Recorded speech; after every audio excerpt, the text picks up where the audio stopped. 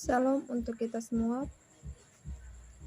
Perkenalkan, nama saya Selvi Pratu, NIM 3122054, Prodi Pendidikan Biologi. Di sini saya akan membawakan tentang struktur sel hewan. Pengertian sel. Sel adalah unit struktural dan fungsional terkecil dari makhluk hidup. Semua organisme mulai dari bakteri hingga manusia terdiri dari satu atau lebih sel. Sel adalah tempat berlangsungnya reaksi kimia yang memungkinkan kehidupan berlangsung. Adapun di sini di dalam gambar bagian-bagian sel hewan.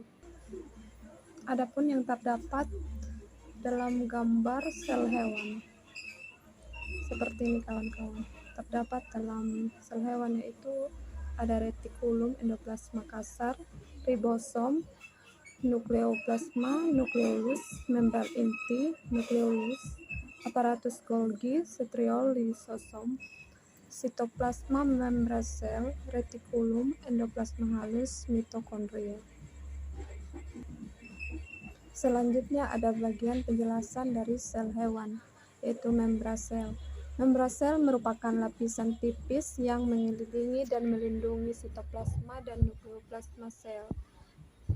Membran ini berfungsi sebagai batas antara sel dengan cairan sekitarnya. Selanjutnya ada sitoplasma. Sitoplasma adalah kompartemen sel yang terletak di antara membran plasma dan inti sel. Mengandung berbagai zat seperti air, protein, karbohidrat, lemak, mineral, dan vitamin. Sitoplasma berperan penting dalam menyimpan dan menghasilkan bahan kimia yang dibutuhkan. Selanjutnya ada tambahan retikulum endoplasma. Retikulum endoplasma adalah jaringan membran yang meliputi seluruh sel dan berhubungan dengan inti sel. Terdiri dari jaringan, tabungan, dan kantong membran yang disebut cirtanae. Retikulum endoplasma berfungsi dalam sintesis protein, modifikasi protein, serta transportasi lahan di dalam sel. Selanjutnya ada mitokondria. Mitokondria adalah organel yang berperan penting dalam reproduksi energi sel melalui respirasi seluler. Memiliki struktur berlapis dan lipat-lipatan membran yang disebut krisma. Mitokondria menghasilkan adenosin trifosfat atau ATP sebagai sumber energi utama isi teks ini. Selanjutnya ribosom. Ribosom adalah organel sel padat dengan ukuran kecil sekitar 20 nm, terdiri dari 65% RNA ribosom dan 35% protein ribosom atau ribonukleoprotein.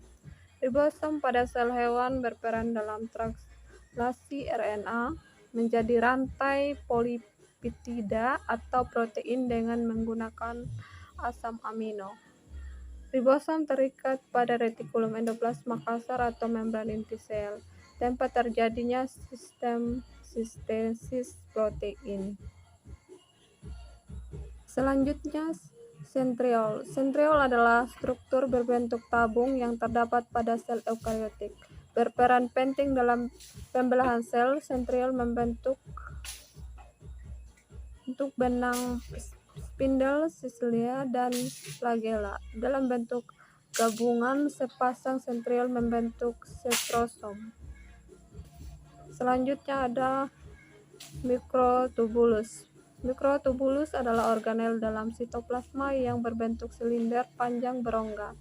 Terdiri dari protein globular bulat yang disebut tumbulin dengan diameter sekitar 12 nm dan diameter luar sekitar 25 nm. Selanjutnya ada badan Golgi. Badan Golgi atau aparatus Golgi merupakan organel yang terlibat dalam proses ekskresi sel hewan. Organel ini terletak di dalam sel eukariotik seperti ginjal dan memiliki struktur berupa kantong pipih yang berukuran bervariasi dan terikat oleh membran. Selanjutnya ada nukleus.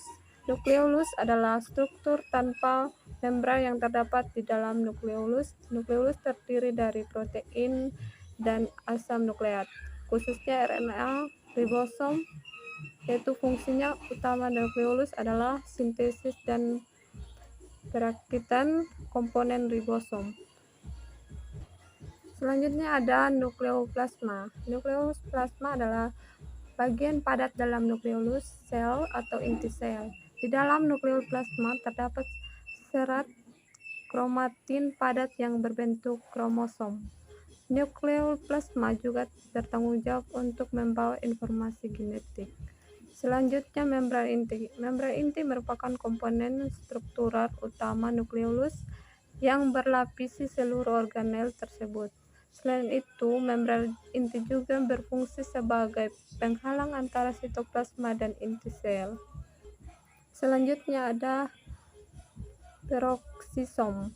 Peroksisom juga dikenal sebagai badan atau mikro adalah organel berukuran kecil yang berisi enzim katalase.